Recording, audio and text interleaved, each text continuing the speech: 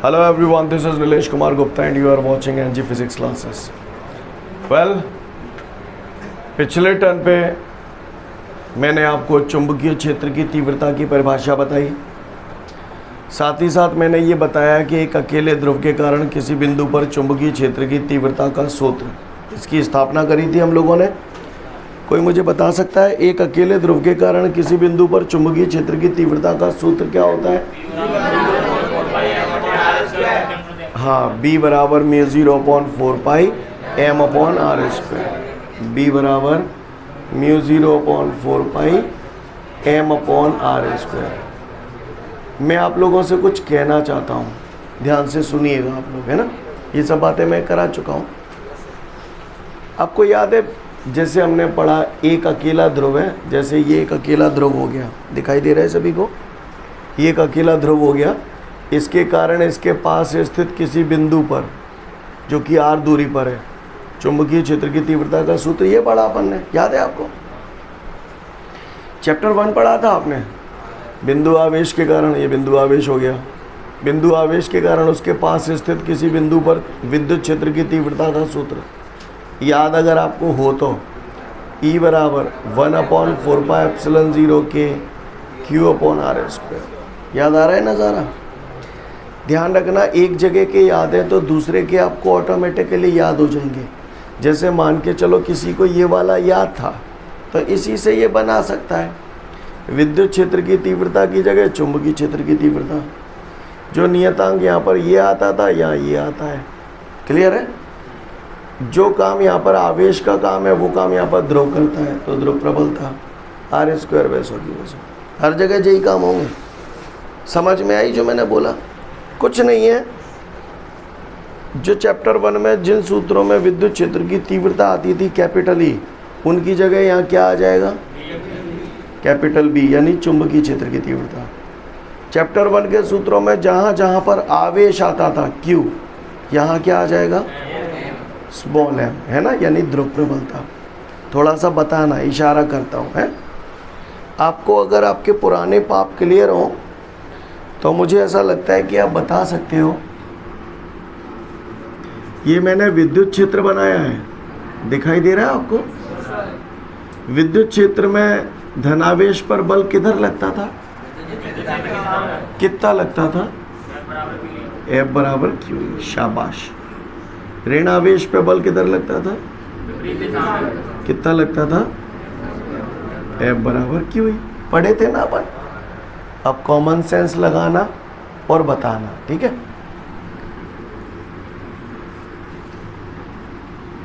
अब ये जो मैंने बनाया है क्या है? क्या है ये? चुंबकीय क्षेत्र। अगर इसमें उत्तरी ध्रुव रखा होगा तो बल किधर लगेगा? आपको बताया था उत्तरी ध्रुव पर जिस दिशा में बल लगता है वही चुंबकीय क्षेत्र की दिशा होती है। तो जैसे धनावेश की जगह यहाँ उत्तरी ध्रुव मानते थे ना, तो इस पे बल किधर लगेगा? इधर। कितना? जही ते बदल दो।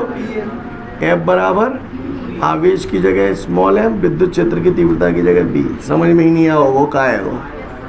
दक्षिणी ध्रुव पे बताओ का होगा? जालक लग जाओ। F बराबर mb। मेरा कहने का तात्पर्य ये है कि चुंबकीय क्षेत्र में उत्तरी ध्रुव पर जो बल लगता है वो हमेशा चुंबकीय क्षेत्र की दिशा में लगता है, और दक्षिणी ध्रुव पर जो बल लगता है वो हमेशा चुंबकीय क्षेत्र के।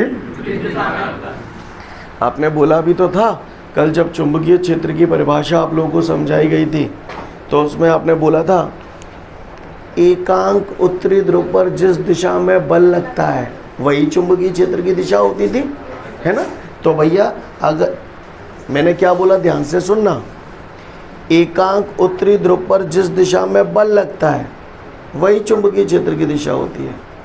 यानी एकांक उत्तरी ध्रुव पर बल इधर लग रहा है तो चुंबकीय क्षेत्र की दिशा इधर ही होगी। एकांक उत्तरी ध्रुव पर बल इधर लग रहा है तो चुंबकीय क्षेत्र की दिशा इधर होगी। एकांक उत्तरी ध्रुव पर बल इधर लग रहा है तो चुंबकीय क्षेत्र की दिशा इधर होगी। सेम दिशाएं होंगी। अगर किसी ने ये बोल दिया कि चुंबकीय क्षेत्र की दिशा इधर है तो जाको मतलब क्या होगा? उत्तरी ध्रुव पर बल भी इधर ही लगेगा। किसी ने बोला चुंबकीय क्षेत्र की दिशा इधर है तो उत्तरी ध्रुव पर बल इधर ही लगेगा, दोनों समान दिशा में ही होते। तो मैंने यही तो बोला था चुंबकीय क्षेत्र की दिशा ये है, तो उत्तरी ध्रुव पर बल कहाँ लगेगा? चुंबकीय क्षेत्र की दिशा में, और दक्षिणी पर विपरीत दिशा में। कहानी समझ में आई है? कल मैंने आपको जब पढ़ाया था एक अकेले ध्रुव के कारण किसी बिंदु पर चुंबकीय क्षेत्र की तीव्रता का सूत्र, पढ़ाया था कि नहीं पढ़ाया था? पढ़ाया था। तो उसके ऊपर जस्ट एक नोट दिया हुआ है जो मैंने बताया था आपको, F बराबर mb। ये F बराबर mb यही है। आपको क्लियर है बात समझ? कल आपने चुंबकीय क्षेत्र की तीव्रता की परिभाषा पढ़ी थी, अगर आपको याद हो तो मैंने ये बताया था B बराबर F/m। सूत्र बताओ तो, बोला जे सूत्र मालूम है कौन से वारे थे आवे जाते आवे फेंकू थे। देखो विद्युत क्षेत्र की तीव्रता की जगह चुंबकीय क्षेत्र की तीव्रता, बल की जगह बल, आवेश की जगह ध्रुव प्रबलता, और जब ये कैंची गुणा कर देंगे तो F बराबर mb, F बराबर mb, यही तो है। नहीं यही बात समझ? तो नोट देख लो फिर आगे बढ़ूंगा। इसके बाद हमारे सामने अगला प्रश्न दे रहा है बेटा, चुंबकीय क्षेत्र की तीव्रता का मात्रक बताइए, है ना। एसआई पद्धति और सीजीएस पद्धति में मात्रक बताइए और उसका विमीय सूत्र वगैरह भी बताइए। तो देखेंगे हम लोग चुंबकीय क्षेत्र की तीव्रता, तो हमें मालूम है एक मात्रक एसआई पद्धति में होता है और सीजीएस पद्धति में होते हैं ना। चुंबकीय क्षेत्र की तीव्रता का एसआई पद्धति में मात्रक होता है टेस्ला, वेबर प्रति मीटर स्क्वायर, तो न्यूटन प्रति एम्पियर मीटर। ये सब बातें बता चुका हूँ आपको ऑलरेडी। सीजीएस पद्धति में इसका जो मात्रक होता है गॉस या फिर ओरस्टेड। वैसे ये सब बातें पिछले चैप्टर में भी आ चुकी थी। मैंने बोला था ना अगले चैप्टर में क्वेश्चन ही दिया होगा, वो यही है। क्लियर? आगे की बात देखो भैया, ये वैज्ञानिकों के नाम पर आधारित मात्रक है, आपको याद ही करने पड़ेंगे, इसमें समझाने जैसा कुछ नहीं है। ये टेस्ला भी वैज्ञानिक के नाम पर ही आधारित है, ठीक है। ये तीन मात्रक आपको याद ही करने पड़ेंगे। न्यूटन प्रति एम्पियर मीटर आपको समझा दिया था मैंने चैप्टर 4 में कि कैसे आया। ये वाला मात्रक भी आपको समझ में आ जाएगा चैप्टर नंबर 6 में, जब विद्युत चुंबकीय प्रेरण पढ़ाऊंगा। पहले दिन ही ये बात बताऊंगा कि ये कहाँ से आया। समझ में आई बात? बाकी का ये तीन आपको याद करने पड़ेंगे। इनके बीच में संबंध भी होते हैं। इनके बीच में संबंध ये होता है, एक टेस्ला बराबर होता है 10⁴ गॉस। ये भी हमारा किसी सवाल में यूज़ आ गया था, तो मैंने उस टाइम बताया था, है ना। एक टेस्ला बराबर 10⁴ गॉस भी लिख सकते हैं या 10⁴ ओरस्टेड भी लिख सकते हैं। क्लियर है भैया? याद होना चाहिए, सवालों में इस्तेमाल आ जाता है। क्लियर है? आगे बढ़ूँ। मोती यूँ कह रहा है कि मैं चुंबकीय क्षेत्र की तीव्रता का विमीय सूत्र बताऊं। क्या बताऊं? तो आ जाओ, विमीय सूत्र बताता हूँ चुंबकीय क्षेत्र की तीव्रता को। तो देखो समझदार के लिए इशारा काफ़ी है, चूतियों का अपन कुछ कर नहीं पाएंगे। चुंबकीय क्षेत्र की तीव्रता का सूत्र पढ़ा था B बराबर F/m। F बल है, बल का विमीय सूत्र mLT-2। स्मॉल m ध्रुव प्रबलता है, ध्रुव प्रबलता का मात्रक एम्पियर मीटर बताया था। तो एम्पियर को विमीय सूत्र A, मीटर को, मीटर लंबाई होती है तो L, L ते ले। क्लियर? तो कहाँ आएगा में MT-2। ये A पे घात क्या है? 1। A पे घात 1 ऊपर जाएगी तो ये कौन आ गया? विमीय सूत्र। किसका? चुंबकीय क्षेत्र की तीव्रता। देख लो फटाफट, फिर आगे की बात करूंगा। इसके बाद हमारे सामने अगला प्रश्न दे रहा है, चुंबकीय बल रेखाओं से आप क्या समझते हैं तथा इसके गुण बताइए। सेम क्वेश्चन वही है जो हमने चैप्टर 1 में पढ़ा था। विद्युत बल रेखाओं से आप क्या समझते हैं तथा इसके गुण बताइए, है ना। विद्युत बल रेखाओं से आप क्या समझते हैं तथा इसके गुण बताइए। बिल्कुल सेम टू यू है। जिन लोगों को विद्युत बल रेखाओं से आप क्या समझते हैं तथा उसके गुण बताइए, उनको ये आंसर ऑटोमेटिकली क्लियर हो जाएगा। क्लियर? बाकी का देख लें, चुंबकीय बल रेखाओं की परिभाषा और उसके गुण। लिसन, चुंबक, हम सभी लोग वाकिफ हैं चुंबक से। ये मैंने चुंबक बना दिया, ऐसा हम लोग जानते हैं। क्लियर है सभी को? चुंबक के चारों तरफ चुंबकीय क्षेत्र होता है। अब चुंबकीय क्षेत्र में कुछ ऐसा होता है जो होता तो है पर हमें नज़र नहीं आता, और वो होती हैं चुंबकीय बल रेखाएं। क्या होती हैं? चुंबकीय बल रेखाएं जो होती हैं उनकी दिशा चुंबक के बाहर उत्तरी ध्रुव से दक्षिणी ध्रुव की ओर होती है, और चुंबक के अंदर दक्षिणी ध्रुव से उत्तरी ध्रुव की ओर होती है। ये बात मैं आपको पहले भी बता चुका हूँ, जब चैप्टर 1 में मैंने आपको विद्युत बल रेखाएं और चुंबकीय बल रेखाओं में अंतर बताया था, याद है? फिर से बोल रहा हूँ, चुंबकीय बल रेखाएं होती कहाँ पर हैं? चुंबकीय क्षेत्र में। कहाँ होती हैं? हाँ, जहाँ चुंबकीय क्षेत्र होता है तो वहाँ चुंबकीय बल रेखाएं होती हैं। वो दिखाई नहीं देती, होती हैं। दिखाई नहीं देती इसका मतलब काल्पनिक रेखाएं हैं, है ना? अच्छा, चुंबकीय बल रेखाओं की दिशा चुंबक के बाहर उत्तरी ध्रुव से दक्षिणी ध्रुव की ओर, और चुंबक के अंदर दक्षिणी ध्रुव से उत्तरी ध्रुव की ओर होती हैं। अगर कोई पूछ ले कि क्या चुंबकीय बल रेखाएं चुंबक के अंदर उपस्थित होती हैं, अब बोला होती हैं। क्लियर? चुंबकीय बल रेखाएं चुंबक के अंदर उपस्थित। अगर कोई पूछे चुंबकीय बल रेखाएं कैसा वक्र बनाती हैं, खुला वक्र बनाती हैं या बंद वक्र बनाती हैं? बंद वक्र बनाती है, क्योंकि देखो पूरा घेरा बनना है, पूरा राउंड बनना है ना? चुंबकीय बल रेखाएं कहाँ खींची जाती हैं? चुंबकीय क्षेत्र में, है ना? चुंबकीय बल रेखाएं चुंबकीय क्षेत्र में खींचा गया वह काल्पनिक चिकना एवं बंद वक्र है। काल्पनिक क्यों बोल रहा हूँ, समझ में आ रहा है? हाँ, बंद क्यों बोल रहा हूँ, समझ में आ रहा है? आ रहा है। चिकना क्यों बोल रहा हूँ, उसका कारण है बल रेखाएं ऐसी बनी है कि ऐसी बनी है, ये वाली बनी है, ये पृष्ठ चिकना है या ये चिकना है? हाँ, इसलिए मैंने इसे चिकना वक्र बोला है। क्लियर है? फिर से बोल रहा हूँ, चुंबकीय बल रेखाएं चुंबकीय क्षेत्र में खींचा गया वह काल्पनिक चिकना एवं बंद वक्र है। इतनी भाषा समझ में आ गई आप सभी को? अगर ये बात समझ में आ गई तो अगली बात पे आता हूँ। चुंबकीय बल रेखाएं चुंबकीय क्षेत्र में खींचा गया वह काल्पनिक चिकना एवं बंद वक्र है। आगे की बात सुने। चुंबकीय बल रेखाओं के किसी भी बिंदु पर, सुना, जैसे किसी ने बोला ये चुंबक है, इसके पास इस बिंदु पर चुंबकीय क्षेत्र की दिशा किधर होगी, तो आप कुछ मत किया करो, इस पर स्पर्श रेखा खींच दिया करो, तो ये स्पर्श रेखा इस बिंदु पर चुंबकीय क्षेत्र की दिशा को प्रदर्शित करती है।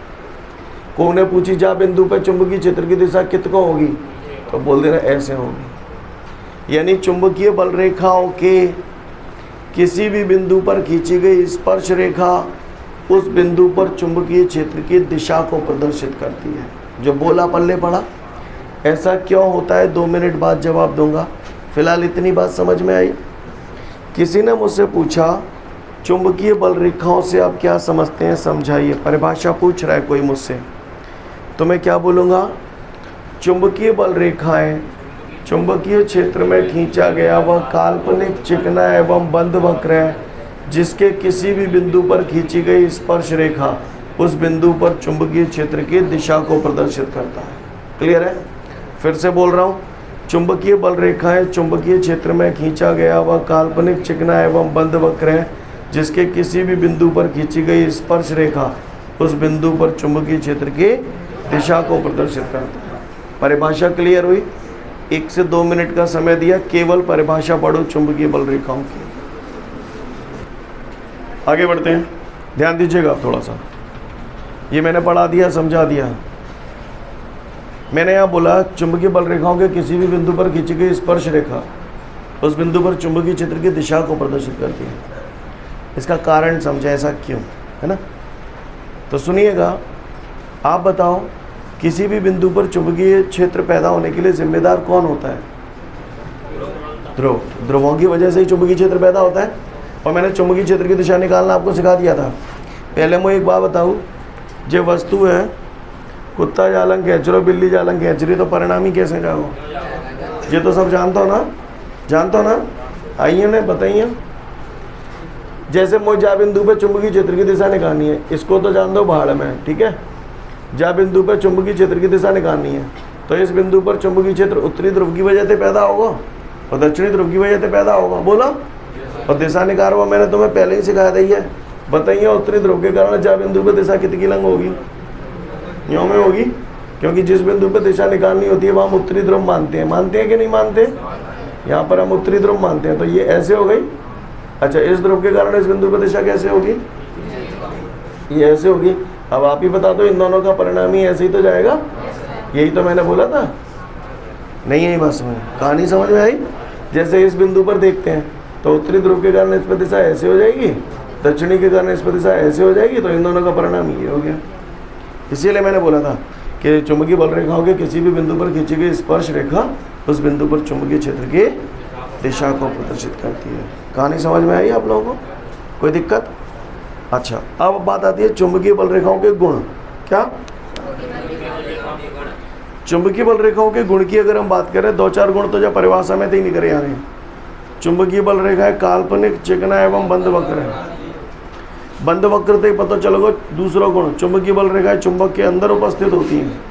और जैसे तो तीसरा गुण याद आ जाएगा, चुंबकीय बल रेखाएं की दिशा चुंबक के बाहर उत्तर से दक्षिण और अंदर दक्षिण से उत्तर की ओर होती है। सब याद आएगा।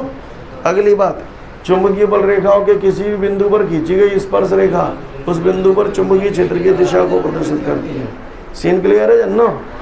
काव्य को परेशानी हुए तो बताए, ना ने तो फिर सुने। आगे बढ़ते हैं, गौर से देखिएगा आप लोग। जैसे ये मैंने दोबारा बना रहा हूँ यहाँ पर, यही कहानी जो ऊपर चित्र बना हुआ है, चुंबकीय बल रेखाएं निकल रही हैं ऐसे, समझना मेरी बात को, ठीक है? ये ऐसे चुंबकीय बल रेखा निकल रही है, दिखाई दे रही है आपको? अब आप बताओ, ये दो बिंदु, एक बिंदु यहाँ है, एक बिंदु यहाँ है। चुंबकीय क्षेत्र की तीव्रता ज़्यादा कहाँ होगी?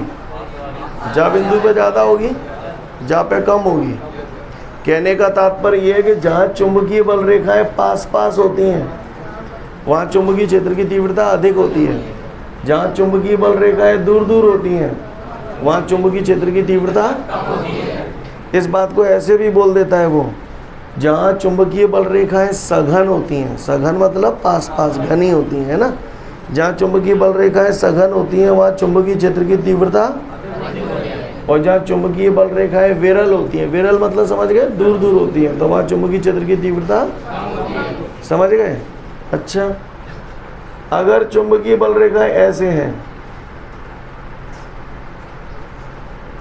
ठीक है जी, अब बताओ चुंबकीय क्षेत्र की तीव्रता ए बिंदु पे ज़्यादा होगी या बी बिंदु पे ज़्यादा होगी?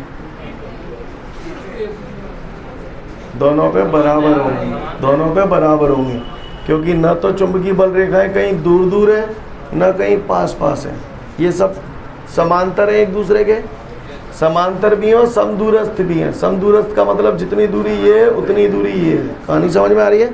तो इसका मतलब ये जो चुंबकीय क्षेत्र है वो एक समान चुंबकीय क्षेत्र है। एक समान इसलिए बोल रहा हूँ क्योंकि हर जगह चुंबकीय क्षेत्र की तीव्रता समान है। क्लियर? तो एक समान चुंबकीय क्षेत्र में चुंबकीय बल रेखाएं परस्पर समानांतर एवं समदूरस्थ होती हैं। भाषा समझ में आ रही है? क्या बोला मैंने? एक समान चुंबकीय क्षेत्र में चुंबकीय बल रेखाएं परस्पर समानांतर एवं समदूरस्थ होती हैं। क्लियर है? कोई दिक्कत? आगे बढ़ जाऊं। अगली बात, दो चुंबकीय बल रेखाएं कभी भी एक दूसरे को काटती नहीं हैं। दो चुंबकीय बल रेखाएं कभी भी एक दूसरे को क्यों नहीं काटती, उसका कारण सुने। पहले आप बताओ, एक साथ एक ही समय पे एक इंसान दो जगह हो सकता है? नहीं हो सकता ना। ध्यान से देखिएगा सभी लोग, मैंने बोला दो चुंबकीय बल रेखाएं कभी भी एक दूसरे को नहीं काटती। थोड़ी देर के लिए मैं कटवा रहा हूँ, एक चुंबकीय बल रेखा ये हो गई, दूसरी चुंबकीय बल रेखा ये हो गई, तो ये काट रही हैं, तो ये कटान बिंदु हो गया। और मैंने अव्याल ही पढ़ा है, चुंबकीय बल रेखाओं के किसी भी बिंदु पर अगर स्पर्श रेखा खींची जाती है तो वो उस बिंदु पर चुंबकीय क्षेत्र की दिशा को प्रदर्शित करती है।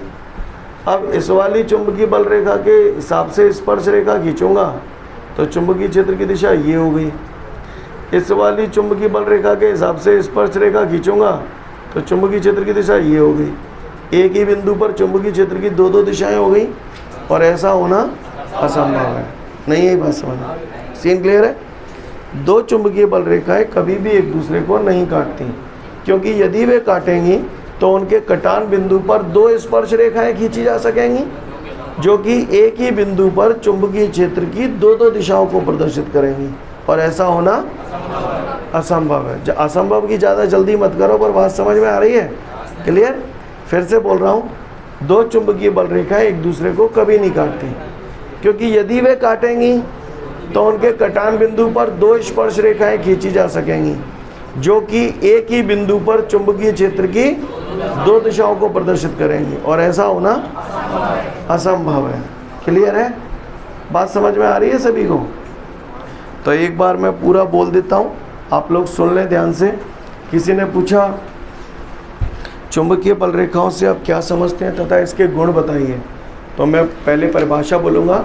चुंबकीय बल रेखाएं चुंबकीय क्षेत्र में खींचा गया वह काल्पनिक चिकना एवं बंद वक्र है, जिसके किसी भी बिंदु पर खींची गई स्पर्श रेखा उस बिंदु पर चुंबकीय क्षेत्र की दिशा को प्रदर्शित करती है। ये तो परिभाषा हो गई। अब इसके गुण। चुंबकीय बल रेखाएं बंद वक्र बनाती हैं। चुंबकीय बल रेखाएं चुंबक के अंदर उपस्थित होती हैं। चुंबकीय बल रेखाओं की दिशा चुंबक के बाहर उत्तर से दक्षिण और अंदर दक्षिण से उत्तरी ध्रुव की ओर होती है। क्लियर है? और जहाँ चुंबकीय बल रेखाएं पास पास होती हैं वहाँ चुंबकीय क्षेत्र की तीव्रता अधिक होती है। जहाँ चुंबकीय बल रेखाएं दूर दूर होती हैं वहाँ चुंबकीय क्षेत्र की तीव्रता।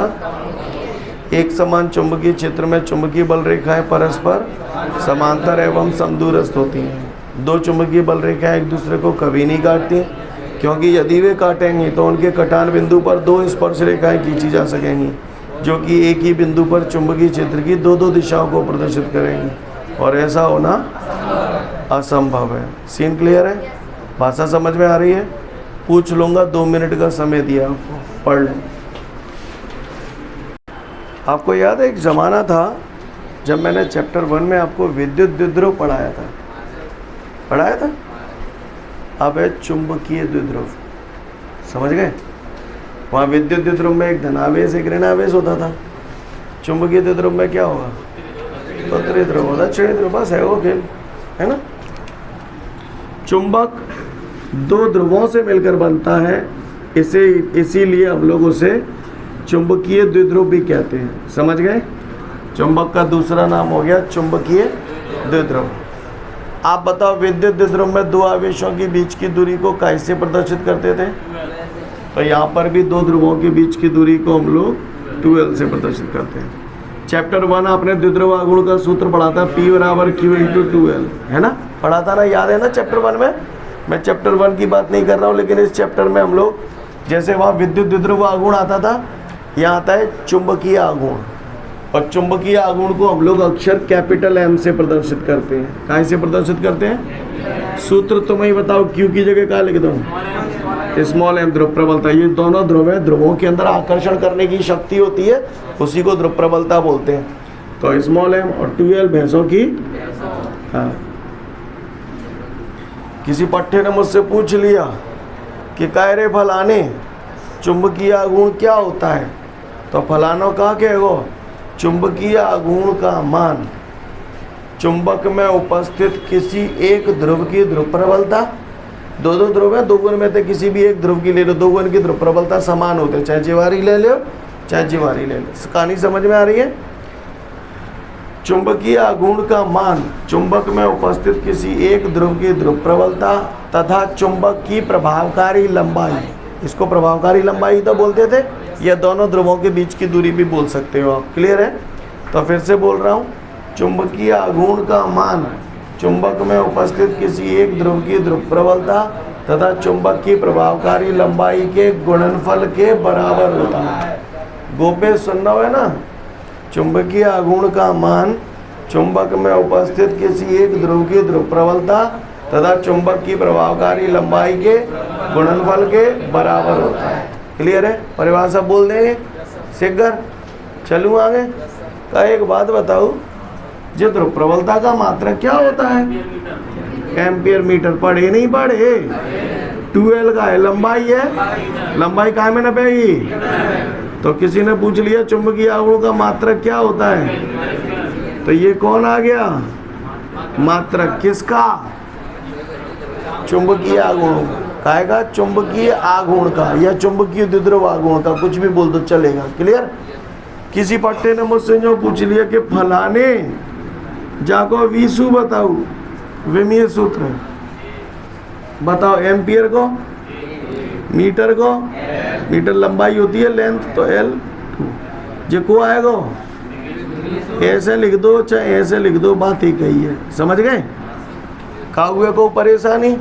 और सुनो, विद्युत द्विध्रुव जब पढ़ा हो तो, द्विध्रुव आघूर्ण पढ़ा हो तो विद्युत बल रेखाओं की दिशा धन से ऋण की ओर होती थी, लेकिन द्विध्रुव आघूर्ण की दिशा विद्युत बल रेखाओं की दिशा के विपरीत होती थी, ऋणावेश से धनावेश की ओर। इसी तरीके से चुंबकीय बल रेखाओं की दिशा चुंबक के बाहर उत्तर से दक्षिण होती है।